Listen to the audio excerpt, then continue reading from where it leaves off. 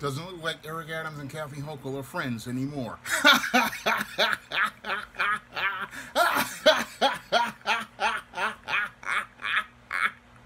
And I thought Lee Majors was the fall guy.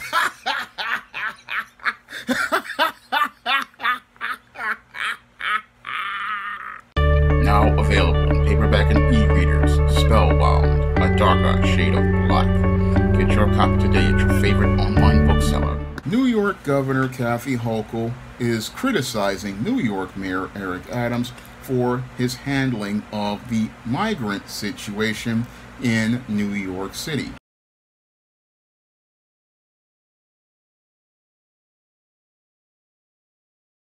Developing story, Mayor Adams' handling of the migrant crisis called into question in the harshest terms by a lawyer representing Governor Kathy Hochul. Now, the lawyer sent a scathing letter to a judge overseeing the city's compliance with rights to shelter laws. CBS News political reporter Marcia Kramer is in the newsroom with the very latest for us. Marcia? Well, Chris, so much for kumbaya, the pressures of dealing with the burgeoning asylum seeker crisis, and who's responsible for what, have Mayor Adams and Governor Hochul bickering like, well, former Governor Andrew Cuomo and former Mayor Bill de Blasio. It's not pretty. The finger-pointing has started, with Mayor Adams struggling to find ways to cope with more than 100,000 asylum seekers and demanding more help from the state. Governor Hochul responds by insisting she's doing everything she can, and it's the mayor whose management of the crisis should be called into question. A letter sent to the judge in a right-to-shelter case accuses the mayor of being slow to act, ignoring suggestions early on to set up large shelters in tents, being slow to submit receipts for state reimbursements, ignoring state offers for shelter sites that could house up to 3,000 migrants, failing to use a $25 million state resettlement program for 1,250 households, failing to use $10 million in state funds for programs to help migrants get asylum and work authorization, and allowing hundreds of migrants to sleep on the street outside the Roosevelt Hotel when beds were available elsewhere. The city has not made timely requests for regulatory changes, has not always promptly shared necessary information with the state, and has not implemented programs in a timely manner, and has not consulted the state before taking certain actions, insisted a letter by Hochul attorney Faith Gay. City officials say the state's response is disingenuous. For example, they say they do submit timely receipts, but the state only reimburses 29% of the city's expenses. Officials insist the state has not adequately stepped up to the plate. The city needs more help, including with resettlement of the migrants around the state. New York City represents 0.05% of the state's land area, yet since last spring, we've managed to provide shelter and services to more than 100,000 asylum seekers, more people than live in the entirety of Albany, and open up over 200 emergency sites to provide shelter, pointed out Deputy Mayor Fabian Levy. This is a state and national crisis, and we need more of this kind of partnership from our state and national partners. Now, the city also insists that many of the sites offered by the state were unusable or inappropriate. Until now, the mayor and governor have tried to project the appearance of partnership and cooperation. That era appears to be over. In the newsroom, I'm Marcia Kramer, CBS 2 News. Okay, Marcia, thank you. Well, then. Now, according to reports, New York Governor Kathy Hochul sent a scathing letter to New York Mayor Eric Adams criticizing him for not taking advantage of offers provided by the state to alleviate the migrant crisis. Now, according to this letter that was sent by Kathy Hochul's lawyer, it claims that City Hall failed to accept numerous offers from the state last year, as far as June 2022, that they said could have been utilized to house more than 3,000 migrants who were formerly called asylum seekers by the mainstream media. Now, according to this letter, it says that Kathy Hochul offered venues to the mayor, such as Aqueduct Racetrack in Queens and Riverbank State Park. However, the mayor said that these venues did not meet the city's standards for providing housing to migrants. And in addition, as related to Aqueduct Racetrack, this venue got major pushback from residents when it was proposed. So Eric Adams was given these venues as places to go out here and house migrants, as alleged by Kathy Hochul. And she also claims that she also wanted to prioritize paperwork to provide migrants for work permits. Now, this scathing letter sent by the governor was one that Eric Adams tried to blow off and say that there was no bad blood between the governor and the mayor. But when people read this letter, it clearly we were seeing friction between Eric Adams and Kathy Hochul that we saw previously between Bill de Blasio and Andrew Cuomo, the former mayor and governor of New York. Now, in this whole case, when I take a critical look at this whole situation between Kathy Hochul and Eric Adams, it's looking to me like Kathy Hochul is trying to put some distance between herself and Eric Adams and the complete disaster that this migrant, formerly known as asylum seekers, situation has become.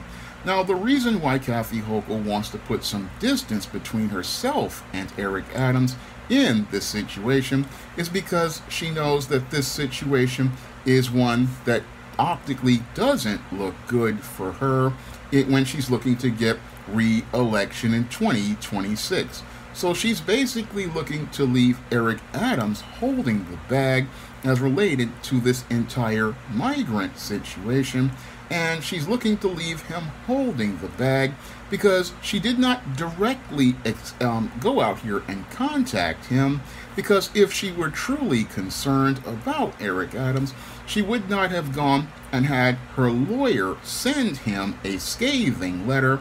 No, she would have set up a meeting face-to-face with Eric Adams as related to this migrant situation, and she would have gone out here and set up that meeting to create a solution and resolve the situation. But when white folks basically see a situation is a disaster, what they do is go out here and they start putting distance between themselves and an individual who they believe is in a bad place, and they start using proxies to go out here and represent them. And that's what Kathy Hochul has done here with Eric Adams. What she's done is gone out here and used her lawyer to send this letter to go out here and critique the mayor for his mismanagement of the entire migrant situation, a situation which has basically gotten out of control, all because Eric Adams made the major mistake of going out here and looking to follow behind the failed policies of Bill de Blasio. Now, Eric Adams wound up in this situation mainly because all he wanted to do was go out here and try to pander to many of those politicians like Bill de Blasio, like Andrew Cuomo, the former governor of New York, and the replacement governor, Kathy Hochul, and Joe Biden, the president of the United States. What he wanted to do was go out here and look to gain brownie points with these individuals by towing the party line. And as he looked to toe the party line, what he wanted to do was go out here and virtue signal by saying that New York City would remain a sanctuary city. And as he looked to make New York City remain a sanctuary city, what he hoped to do was again gain the favor and approval of people like former Mayor Bill de Blasio, former Governor Andrew Cuomo, the replacement governor Kathy Hochul, and President Joe Biden as related to this whole policy of sanctuary city. And when he was challenged by Texas Governor Greg Abbott, what he thought he could do is continue to stand on that platform, hoping to continue to get support from the politicians I just mentioned.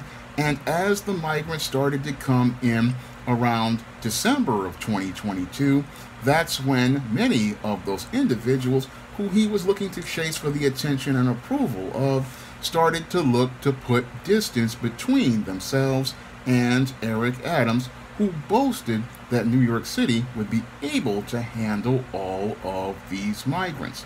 Now, as the migrants started to come in around December of 2022 into January of 2023, Eric Adams quickly found himself overwhelmed by the just 30,000 migrants formerly known as asylum seekers by the mainstream media. And as those individuals came in, the city found itself in a fiscal crisis as it was looking to try to feed, clothe, house, and care for all of these individuals who entered the country illegally. And as Eric Adams started to look for help from the state, Kathy Hochul remained silent for over 8 months. And as she remained silent and kept her distance, Eric Adams was desperately scrambling for help, calling on help from the Biden administration, which also remained silent. And as he got no help from anyone, this is where he decided to go implement passive-aggressive strategies, because the city's budget was basically becoming into a bigger deficit as the homeless population swelled, and we got no room in homeless shelters and then no room in hotels. This is where Eric Adams wanted to discourage people when he decided to go to the border for a second time.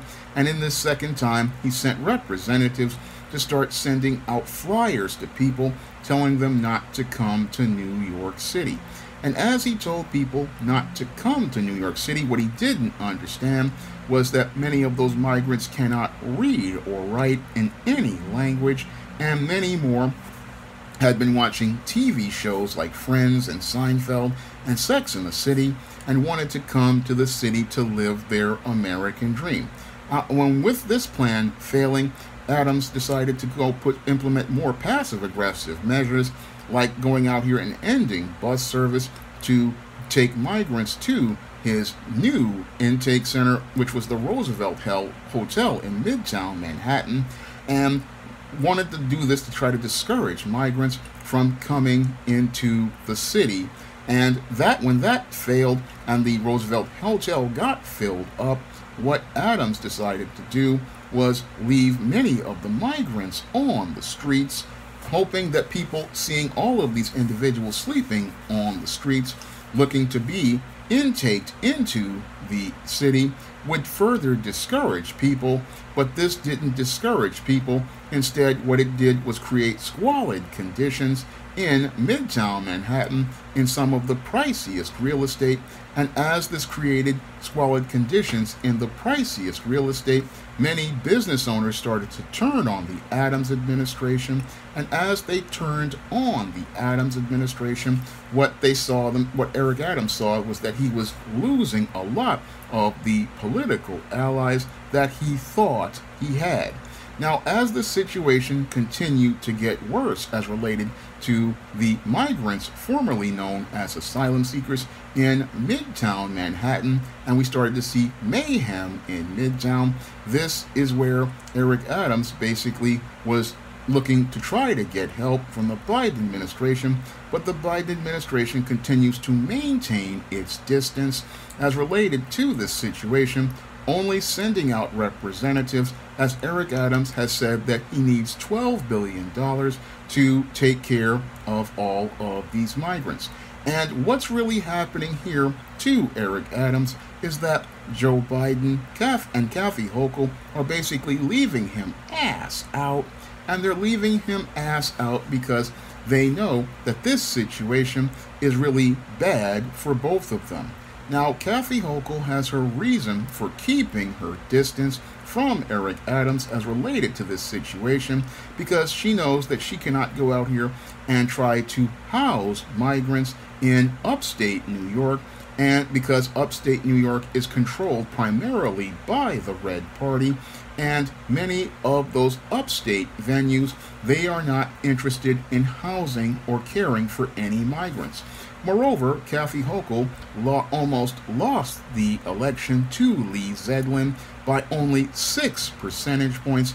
So Kathy Hochul already knows she's on thin ice, and if she offers to help any of these migrants, she's basically done in 2026, especially in those upstate counties where a good chunk of the people who voted against her live.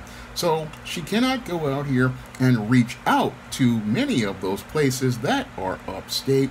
and go to try to get help for those migrants in those areas, because it would further alienate those voting blocks in those areas. So this is why Kathy Hochul is keeping her distance from Eric Adams, because she does not, have the political support to be able to get migrants help without hurting herself. Now, Joe Biden is also keeping his distance from Eric Adams. He hasn't spoken to Eric Adams since 2022, and he hasn't spoken to him since 2022 because his approval ratings are in the garbage, just like Kathy Hochul's. And if he goes out here and tries to push legislation to help individuals who entered the country illegally and get them the $12 billion in funding that Eric Adams proposes, he would wind up creating an ad campaign for people like Donald Trump and other members of the Red Party, which would further torpedo his chances of getting re-election. And with both of these politicians basically politically jammed up, this is why they have been extremely silent on the entire asylum seeker situation, and this is why they have also gone out here and put distance between themselves and the cream of wheat man. They have put distance between themselves and the cream of wheat man because they know that this situation is one that is bad optically for them politically in the next couple of years as they seek re-election. And as they seek re-election, they look to sacrifice Eric Adams and make him the political fall guy as related to this entire situation regarding the migrants. Now, Eric Adams, again, thought he could create a covert contract where he could go out here and virtue signal to members of the Blue Party, and he thought that if he went out here and bootlicked to members of the Blue Party and did what they said as related to their virtue signal campaign, he would gain favor with them and they would offer him a job further up in the Biden administration, or he would have an opportunity to run for higher political office like governor. Unfortunately, he didn't see that he was actually out here on the same trajectory as Lori Lightfoot, the former mayor of Chicago, because Eric Adams, like Lori Lightfoot, was playing Candyland when these white politicians were playing chess, and as they were playing chess, they basically saw him as a political pawn that they saw very little use for. And as Eric Adams was out here virtue signaling to hope to gain their favor by towing the party line, he didn't see that they had already seen him as pawn e7 to d5 and were planning on using him to be checkmated early on in the political game. And that's what happened here as related to the entire migrant situation. Eric Adams thought he was going to use this to win leverage, not understanding that they basically had seen him as a pawn that was early on the board and are now looking to eliminate him off the board. It goes back to what I said in a live stream a while back, that oftentimes with white supremacy, they oftentimes only pick black people they can get in front of, and they oftentimes pick black people who are incompetent because, one, they look to get in front of that individual, and two, they look to go out here and set that individual up for failure.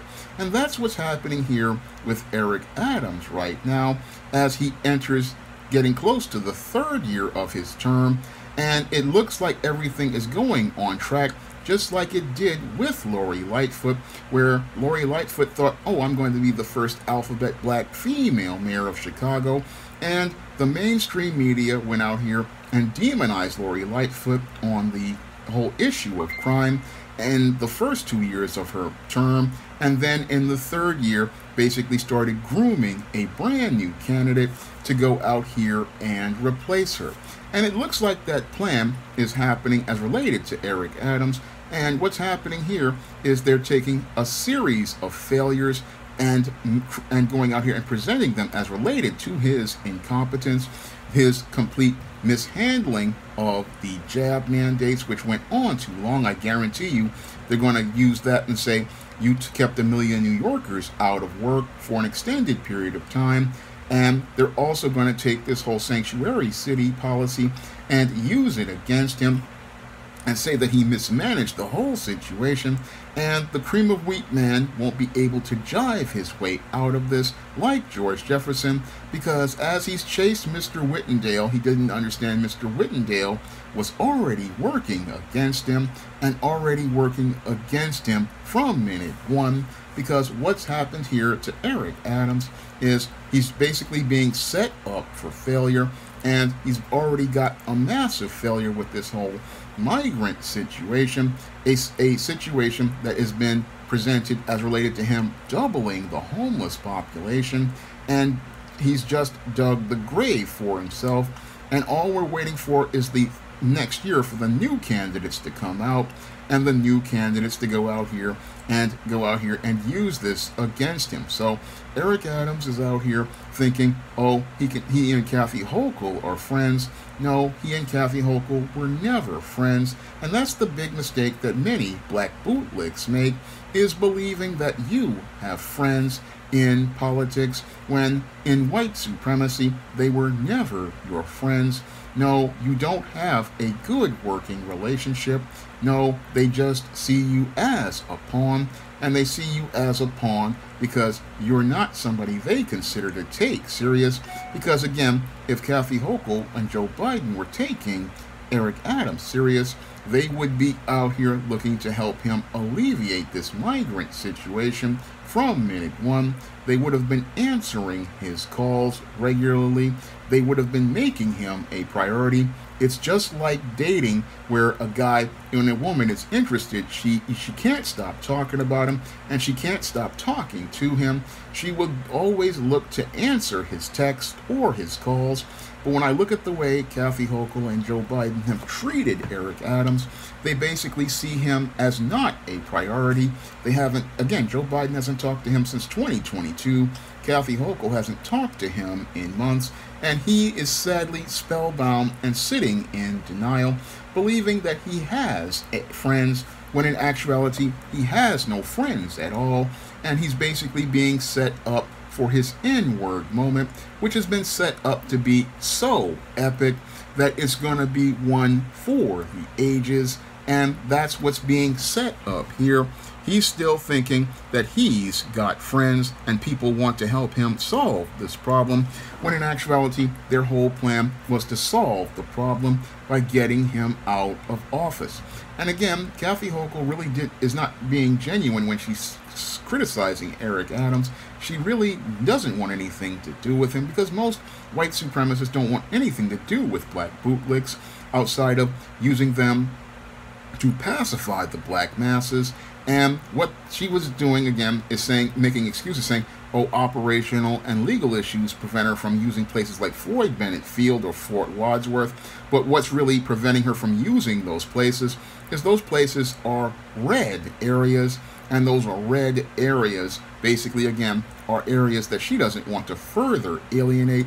She doesn't want to further alienate those people, because those are large voting blocks, and those are large voting blocks that, again, she lost to Lee Zeldin. So Kathy Hochul is keeping her distance from Eric Adams and letting Eric Adams, the cream of wheat man, go out here and be the fall guy as related to this George Jefferson scheme that he planned to virtue signal as related to these migrants. And that's what many of the other members of the Blue Party are doing to this black man. They're showing this black man that he is on his own, but sadly, like a bootlick, he doesn't see that he's on his own, and he doesn't understand what Professor Black Truth has said. Bootlick is a job without a retirement plan, and when you are a bootlick, you are basically on borrowed time, and that's what Eric Adams is as related to this situation. He's thinking things between him and Kathy Hochul are going good, but they were never good from day one, because when it comes down to many of these white supremacists on the left or the right, they were never your ally. They were never interested in you. No, while you're looking to be friends with them, it's all business for them, and their business is to go out here and maintain the system of white supremacy, and their system is to go out here and maintain those policies in place as related to the freebies, goodies, and giveaways they receive. So they're not interested in helping a black man get any sort of political power. And when they see a guy like Eric Adams, who is very thirsty, very eager, and very ambitious, they use his ambition against him, and they use his ambition against him to set him up to be a fall guy who becomes his own worst enemy, because as he's been out here looking to try to find places for migrants, what Kathy Hochul and Joe Biden know is that he's alienating his entire voting base. He's already alienated 1 million voters with that jab mandate that kept people out of work close to a year. So he's already 1 million voters in the hole. And with this whole situation with the migrants, he looks to basically lose even more support. So Eric Adams is basically being set up to be the fall guy as related to this entire situation. And he basically walked into this situation because he didn't understand the game, it's chess. And as he played Candyland trying to go out here and clout chase people, he didn't see that those people who he was chasing clout for never respected him. And as he was looking for the intangible of like, he never got any tangible respect. And as he got no respect, he's basically not understanding that this tension that it's building is actually the true way that Kathy Hochul feels about him. Because again, when people want to help you, they actively come out here from minute one. They don't leave you in the distance for months on end. They don't leave you in the distance in the background later till so far. Again, if Biden really cared about Eric Adams and migrants, he would be on the phone with him like he is with Volodymyr Zelensky in Ukraine. And if Kathy Hochul really cared about Eric Adams, she would have been out here like she was with Bill de Blasio and other people, and there would have been some, again, immediate talking to people. But when you look at this whole situation, I just see a guy who is completely clueless. The cream of wheat man doesn't understand that he's about to be cooked, and he's about to be cooked to the point where his career is politically done at this point.